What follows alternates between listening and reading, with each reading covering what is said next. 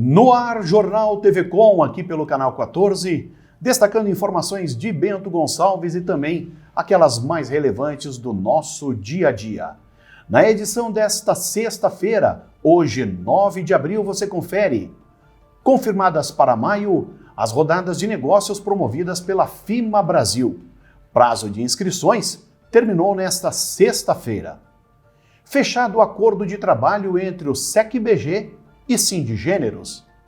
Abertas as inscrições para a formação de novos bombeiros voluntários em Carlos Barbosa. STF decide que cabe a estados e municípios as regras quanto à liberação de cultos religiosos durante a pandemia. Governo do Estado publica decreto com as novas regras de flexibilização durante a bandeira preta. Registrada em Bento Gonçalves, mais uma tentativa de homicídio. Destaques do jornal TV Com, que inicia agora.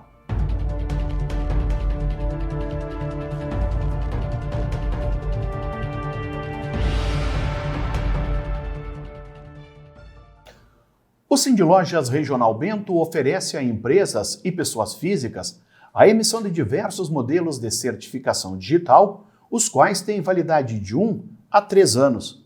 Na sede da entidade, é possível obter variados formatos de certificação, como o CNPJ e a emissão de notas fiscais eletrônicas. O certificado digital funciona como uma identidade digital para pessoas ou empresas. O sistema possui autenticidade garantida por criptografia complexa e otimiza os processos de assinaturas de documentos, diminuindo custos com burocracias, impressões e cartórios. O atendimento é feito de segunda a sexta-feira com agendamento prévio pelo telefone do Sindilojas, o 3055 2030. O posto de identificação do IGP, o Instituto Geral de Perícias, aqui de Bento Gonçalves, retomou os serviços de forma presencial na capital do vinho. Desta forma, as pessoas que precisam encaminhar a carteira de identidade ou retirar o documento já podem se dirigir ao local. Fechado ao final de fevereiro, o posto voltou a atender somente aos casos mais urgentes, em que a apresentação de documento seja essencial, como a admissão em um novo emprego, a retirada de remédios, cirurgias ou viagens emergenciais, financiamento imobiliário e quando o cidadão teve os documentos roubados. Todos os serviços deverão ser agendados durante a semana no horário das 8 às 2 da tarde pelo WhatsApp 996-773389. Os documentos poderão ser retirados entre terça e quinta-feira, das 9 da manhã ao meio-dia. O posto do IGP, aqui em Bento Gonçalves, fica localizado na esquina das ruas Marechal Floriano e Félix da Cunha, no centro da cidade. O Sindicato dos Empregados no Comércio de Bento Gonçalves, o SECBG, e o Sindicato Intermunicipal do Comércio Varejista de Gêneros Alimentícios, o Sindigêneros, assinaram ao final de março a Convenção Coletiva de Trabalho válida para 2020-2022. Entre as principais cláusulas do documento está a proibição da utilização de mão de obra empregada em feriados, exceto quando houver acordos coletivos entre as empresas e o Sindicato dos Empregados, com a ciência do Sindicato Patronal. O documento é válido até 28 de fevereiro do próximo ano e estipula as condições de trabalho em mini-mercados, supermercados, fruteiras e atacarejos. Ele fica valendo para as cidades de Bento Gonçalves, Carlos Barbosa, Garibaldi, Nova Araçá, Nova Bassano, Nova Prata, Paraí e Veranópolis. A Corporação do Corpo de Bombeiros de Carlos Barbosa está com inscrições abertas para o curso de formação de novos bombeiros. O edital foi lançado na última segunda-feira e as inscrições seguem abertas até o dia 26. De acordo com o comandante do Corpo de Bombeiros de Carlos Barbosa, Eduardo Carniel, a procura pelas inscrições já é grande nestes primeiros dias. Estamos com um processo seletivo de curso de formação de bombeiro voluntário em aberto As inscrições iniciam hoje, no dia 5, e se estendem até dia 26 de abril. As inscrições elas serão realizadas pela primeira vez de forma totalmente não presencial, de forma online. O interessado deverá buscar o seu cadastro, a sua inscrição, através do cbvcarlosbarbosa.com.br/painel. Lá ele terá que efetuar um cadastro, de acesso ao sistema e já será direcionado para o preenchimento do formulário de inscrição. Também ele deverá realizar o carregamento dos arquivos, dos documentos que são obrigatórios. Então a gente pede muita atenção, muita cautela nesse preenchimento, que seja lido o edital, que também vai estar disponível no acesso do candidato, seja feita toda a leitura e o carregamento, o preenchimento dos formulários. O processo seletivo, os exames, que são a próxima etapa, serão realizados no dia 1º e dia 2 de maio, onde nós avaliaremos todos os inscritos com a sua inscrição homologada. Esses passarão por esses exames e após, então no dia 13 de maio, nós faremos a divulgação dos 16 candidatos que vão ingressar no curso de formação. Nós temos disponibilizadas 16 vagas, sendo que o curso ele inicia no dia 27 de maio. As aulas nesse ano elas vão acontecer de forma remota também, o ensino híbrido, que será o que? À distância e presencial. Então nós, de forma pioneira, faremos essa estratégia esse ano para que as pessoas que têm dificuldade no deslocamento durante o dia da semana, principalmente à noite, possa realizar a sua atividade da semana de forma não presencial. Essa é a proposta, uma proposta inovadora que busca as adequações às novas tecnologias e também o aumento do cuidado devido à situação atual que a pandemia nos impõe. Aguardamos a inscrição de todos, qualquer dúvida nos colocamos à disposição, também através do nosso WhatsApp corporativo, que é o 5434611213. Ao todo, serão abertas 16 vagas. Após o encerramento das inscrições, serão realizadas provas teóricas e físicas, além de entrevistas com todos os candidatos para a seleção final. O curso tem previsão de iniciar em maio e encerra em dezembro. Os interessados podem ter acesso ao edital na página dos Bombeiros Voluntários de Carlos Barbosa no Facebook. Os prefeitos da região da AMESNE, a Associação dos Municípios da Encosta Superior do Nordeste, estiveram reunidos aqui em Bento Gonçalves nesta semana. No encontro, realizado na sede do SIC, aqui da capital do vinho, os chefes dos executivos que integram a entidade discutiram o alinhamento das próximas ações, principalmente aquelas relacionadas à saúde, à educação e à retomada consciente das atividades econômicas, inclusive do turismo. O presidente da associação e prefeito de Farroupilha, Fabiano Feltrin, ficou de alinhar o encontro com o Comitê de Crise do Estado, expondo aos integrantes os dados regionais, a fim de colaborar com a gestão do governo estadual. Após 6 semanas consecutivas com todo o território gaúcho sob bandeira preta nos indicadores de risco de pandemia, o governo do estado anunciou nesta sexta-feira uma flexibilização geral nos protocolos de distanciamento controlado. As novas regras já estão vigentes a partir deste sábado e beneficiam supermercados, restaurantes, bares, academias, templos religiosos, parques, o comércio não essencial e sistema de transporte coletivo. Entre as principais medidas estão a autorização para a abertura do comércio não essencial aos finais de semana e a ampliação do horário de funcionamento de bares e restaurantes. De acordo com o governador Eduardo Leite, as medidas foram tomadas após análise criteriosa dos dados sobre os níveis de contágio por Covid-19 no Rio Grande do Sul. Um decreto oficializando os novos critérios para a manutenção da atividade econômica foi publicado ainda nesta sexta-feira. Os novos protocolos destacam a abertura de restaurantes e lanchonetes para o público presencial até às 11 da noite, sendo a última entrada até às 10 horas. As academias e atividades religiosas também ganharam ampliação para funcionarem até às 10 da noite com público presencial. Já o comércio essencial e demais serviços permanecem com o funcionamento para atendimento presencial até às 8 da noite. Mercados e farmácias, por exemplo, não possuem restrições quanto ao horário. Aos finais de semana, os protocolos são diferenciados. Os restaurantes e serviços de alimentação poderão funcionar até às 3 da tarde, com a saída do último cliente até às 4 horas. Ao segmento, é permitido o funcionamento de pegue e leve até às 8 da noite e, após esse horário, apenas no sistema delivery. Os demais serviços estão liberados para funcionarem até às 8 da noite, da mesma forma como ocorre de segunda a sexta-feira. Jornal TV Com faz um breve intervalo, nós já voltamos com mais informações.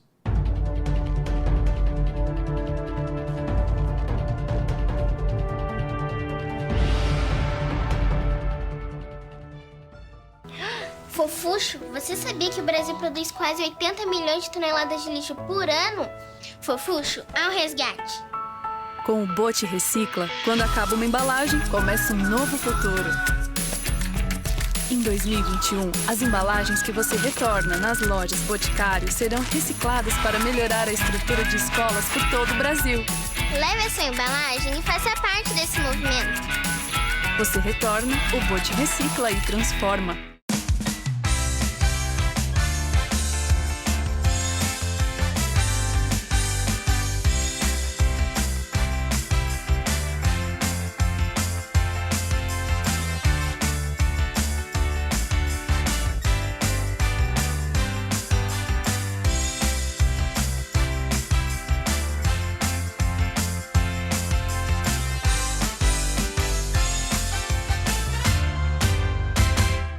Óculos de sol com grau. Aqui os seus óculos solares podem ser adaptados à sua rotina e também ter lentes de grau.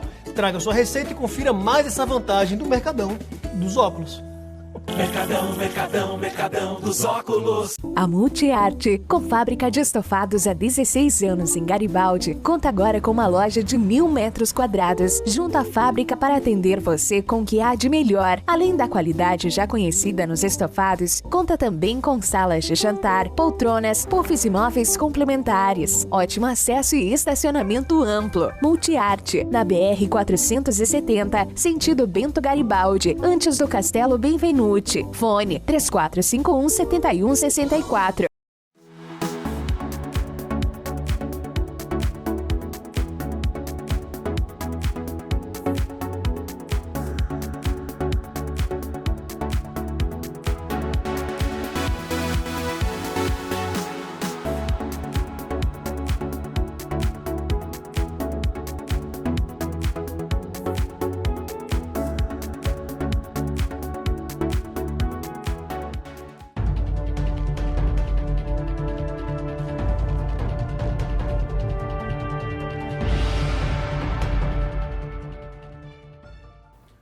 O sol seguiu aparecendo em todo o Rio Grande do Sul ao longo desta sexta-feira, em mais um dia de forte calor no estado.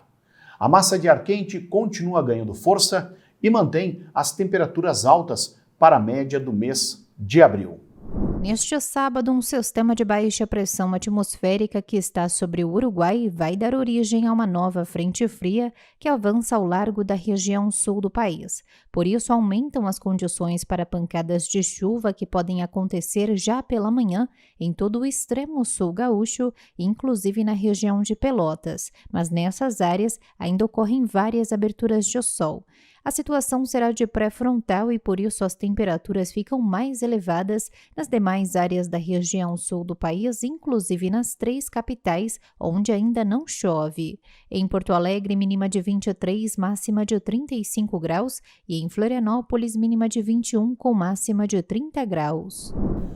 Para este final de semana, o Climatempo indica para Bento Gonçalves a presença do sol no sábado e no domingo e temperaturas elevadas. No domingo, porém, aumenta consideravelmente a quantidade de nuvens e existe a possibilidade de chuvas entre a tarde e a noite. No sábado, as temperaturas devem variar entre a mínima de 15 e a máxima de 32 graus. No domingo, pouco menos de calor, entre 15 e 27 graus. No Jornal TV Com, a gente confere agora o comentário de Adroaldo Dalmas.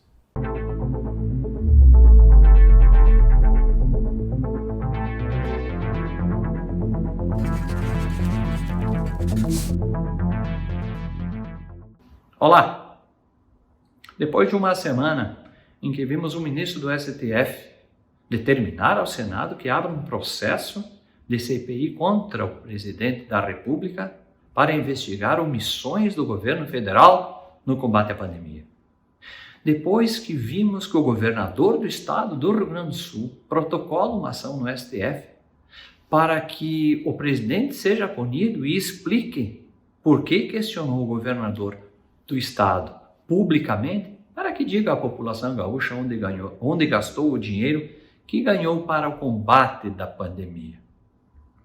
Depois do que vimos aqui, aonde o município de Bento Gonçalves tem gastado parte do dinheiro que veio para combater o coronavírus, como em TVs, sofás, arquivos de aço, e agora cadeiras giratórias tipo diretor, somos surpreendidos com uma movimentação orçamentária determinada pelo decreto do prefeito, agora de segunda-feira, dia 5, em que retira da dotação orçamentária, portanto, de gastos, o dinheiro público em relação às creches.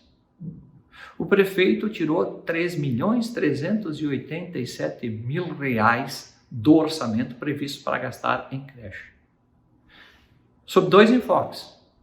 Parte dele, que seria para pagar mão de obra terceirizada nas creches para atender as crianças, e R$213.946 para a compra de creches, vaga de creches nas creches particulares do município.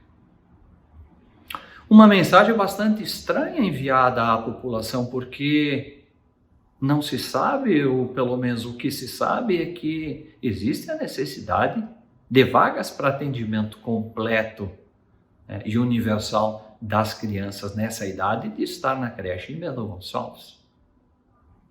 Será que o problema das creches em Bento Gonçalves, da falta de vagas, está resolvido? E se não está resolvido, por que tirar dotação orçamentária de dinheiro que deveria ir para esse destino? Porque quando se tira o dinheiro da dotação orçamentária, da rubrica, o município não pode gastar naquele fim. Fica aqui um questionamento, principalmente para você que é pai e mãe.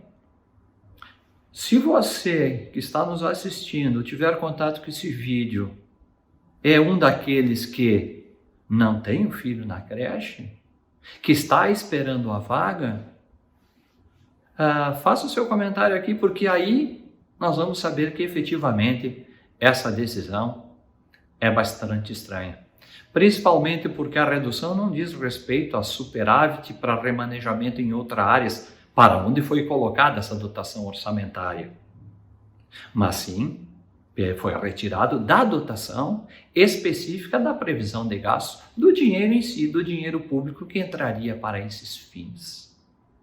Realmente essa semana foi bastante estranha, e pena que nós temos que terminar assim, com mais essa. Quem sabe a semana que vem seja muito melhor, que é o que se espera. Eu, você e todos nós, independentemente da maluquice de uns e outros. Pensem nisso e fiquem com Deus.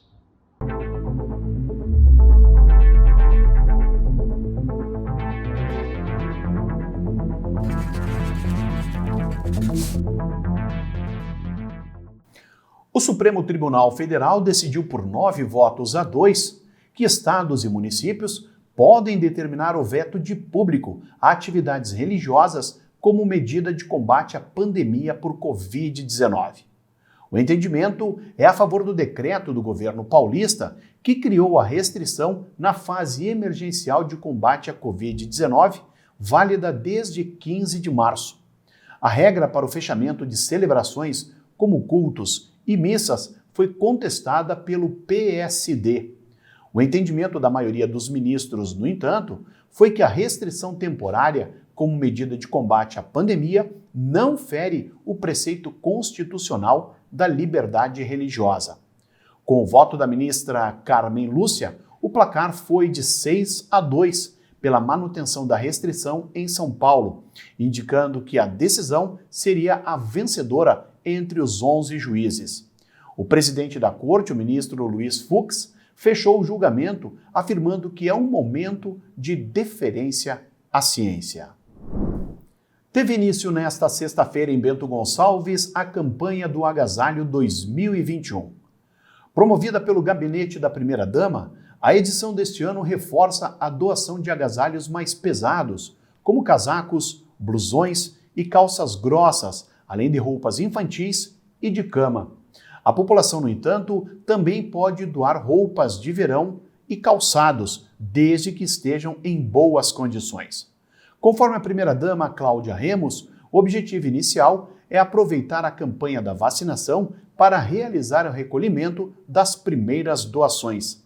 Os itens colocados irão ficar em uma quarentena por 72 horas após as doações.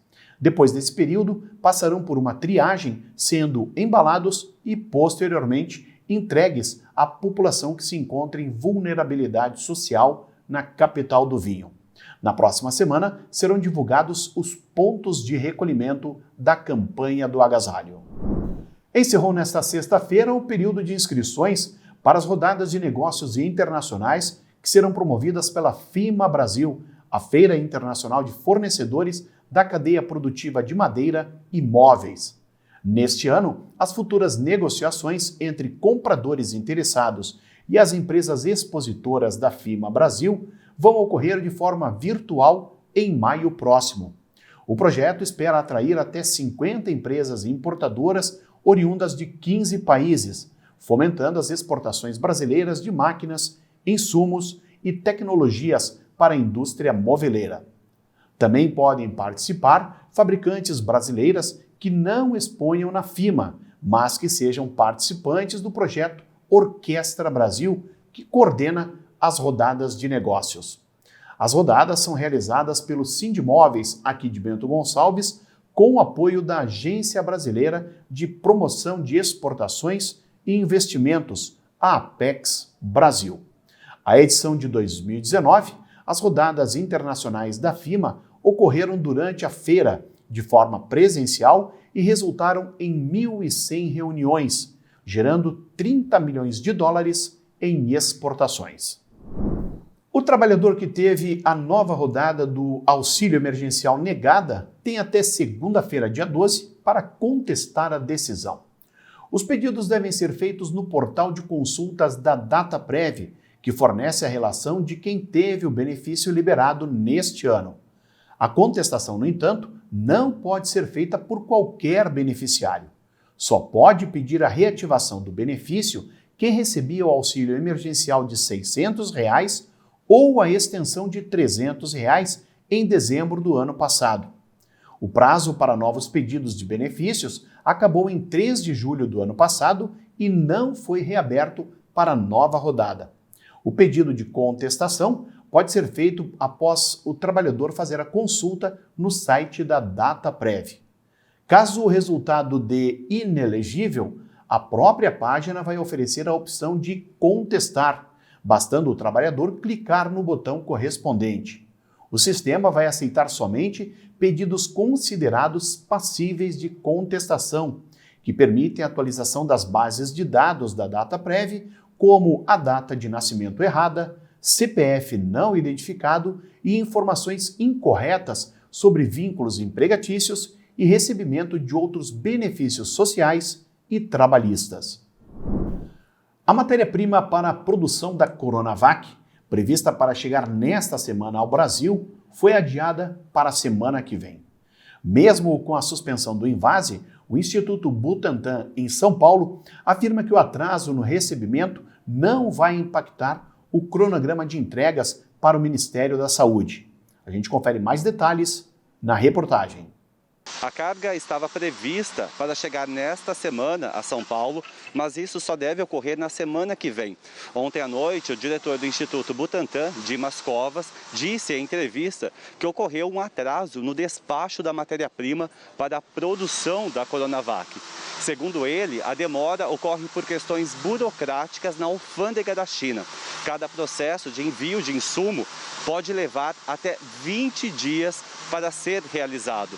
O Instituto Butantan afirma que não interrompeu a produção da vacina. Hoje, 2.500.000 doses de Coronavac estão em processo de inspeção de controle de qualidade para serem entregues na próxima semana. Todas as doses feitas a partir do insumo farmacêutico ativo recebido da China já foram envasadas. Com a quantidade de insumo disponível, o cronograma de entregas continua até o dia 19 de abril. Se os insumos chegarem na semana que vem, o Instituto afirma que entregará todas as 46 milhões de doses referentes ao primeiro contrato com o Ministério da Saúde ainda em abril. Braga. Ô Dimas, a Assembleia Legislativa de São Paulo aprovou o projeto de lei que autoriza o governo do estado a comprar as vacinas direto dos fabricantes. Explica isso aí pra gente, como é que é isso?